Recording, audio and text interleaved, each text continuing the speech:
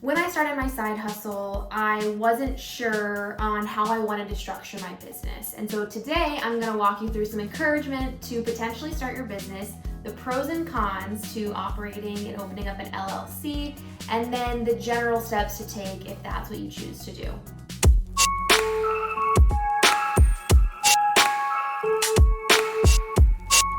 For those of you that are new here, my name is Megan, and in 2023 I started a side hustle, grew it to be a six-figure revenue e-commerce business. We are at a time where it's too expensive to buy a house. We might have a little bit of additional funds that we might want to dedicate to one thing or another, but it can't be a house because in this economy, no way. It's too expensive. So folks are looking for ways to A, grow their income and invest in other things. And so I think we're seeing so many more people flock to this side hustle entrepreneur mindset due to the flexibility and the availability of additional tools out there and different technology. In the next 3 years, 12% of US adults are projected to start businesses. Whether it's going to succeed or fail, that only time will tell. But it's huge. And I think when we break that down a little bit more, over 50% of that growth is going to come from Gen Z and millennials.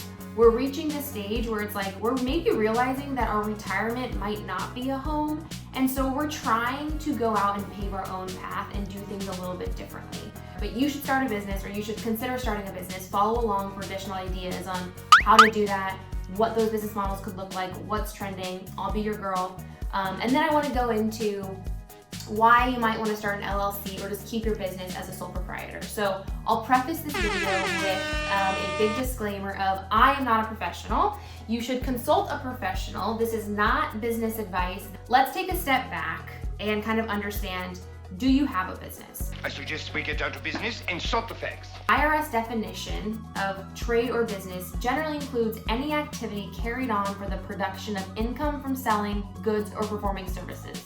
Otherwise, my darling, you have a hobby. If you are starting something with the desire to generate revenue or to generate income, then you are starting a business. So there are lots of different business structures across sole proprietor, LLC, different types of corporations. Today we're going to focus mainly on sole proprietor and LLC. It's most common that as you're starting a business and starting a side hustle that you would see these types of business structures. Sole proprietorship is a simple, no legal distinction between you and your business. Your personal assets and your business assets are the same. The setup is very easy. There is no setup, but if you did want to run a business under not just your name and it would be potentially something else, then there might be a little bit of an expense to get a fictitious business name or a DBA, but that's pretty much the only difference and the only kind of startup issue. If something were to happen where somebody were to say sue you, your personal assets could potentially be at risk, meaning that if you started a business last year and you made $20,000 in that business, but you make $70,000, you own a home, you own a car, you have a retirement account. Let's say somebody sues you, they could potentially not only come for your business revenue, but they could come for your personal assets as well. So keep note that if you are somebody that wants to be starting a business, there's no protections put in place. If so facto, somebody does want to sue you. LLC, Limited Liability Company. This is a business structure that does offer some sorts of protection, not as much tax advantages, but there is setup involved. You have some protections. You are required to file different elements with the state. The biggest differential element with an LLC is that there is protections put in place. It is in the name, Limited Liability Company. If something were to happen, and again, somebody were to come and sue you, they could not come for your personal assets. They would only be able to come for the things that were generated by the business. Print on demand and most things that you're selling on Etsy are going to be pretty low table stakes, so you're likely not in a very dangerous element. But let's say that you are selling things that are potentially dangerous and could potentially hurt somebody or could potentially mean that somebody wants to sue you. LLCs might make a little bit more sense. I will say that there have been increasingly more stories of folks violating copyright law and copyright infringement that have ended up sued by major figures. So just something to consider. I'm not guiding you one way or another, but that sounds like a nightmare. So A, don't do that. And B, if you are looking to starting an LLC. Pros and cons of each. I alluded to most of this, but sole proprietor pros, it's easy, it's simple, it's basically free unless you wanted to set up a DBA.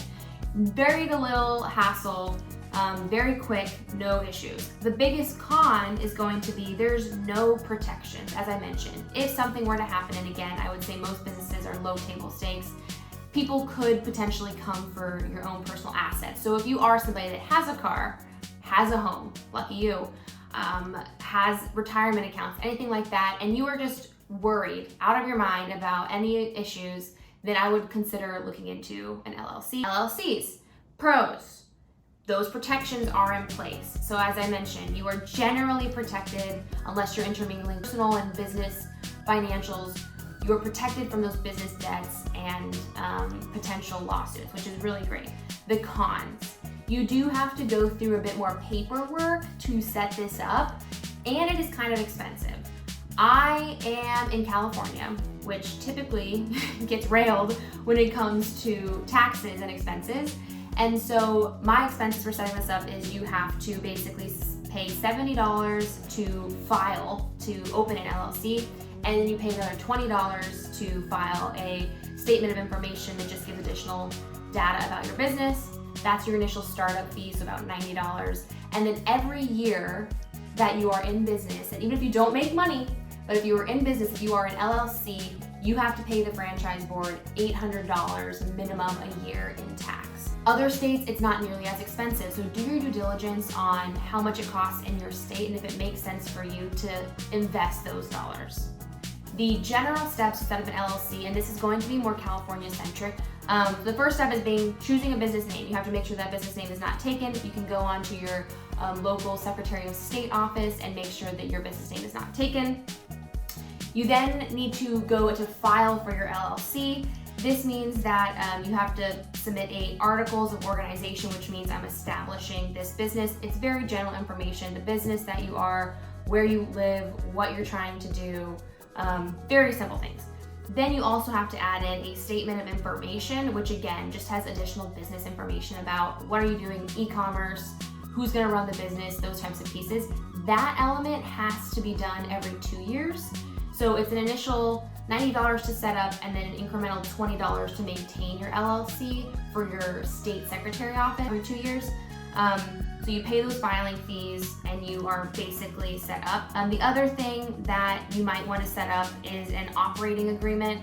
I launched a single member LLC, which means it's mine. Okay, nobody else is there. I don't have to worry about who's gonna run what and all these different types of things. You can go online, look up a template for LLC operating agreement and download that and fill it out if you just wanna have that living in your Google Drive of this is my business.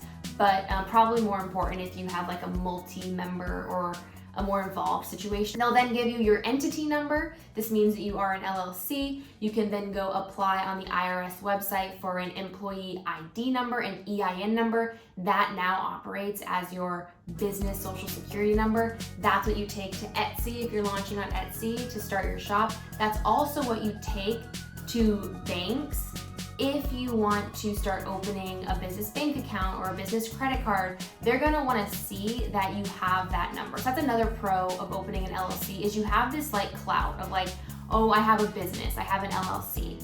Then every year, it'll come due that you have to pay your franchise board tax. For me, it's due on the 4th month of the year. So it's gonna be due April 15th and it's $800 a year.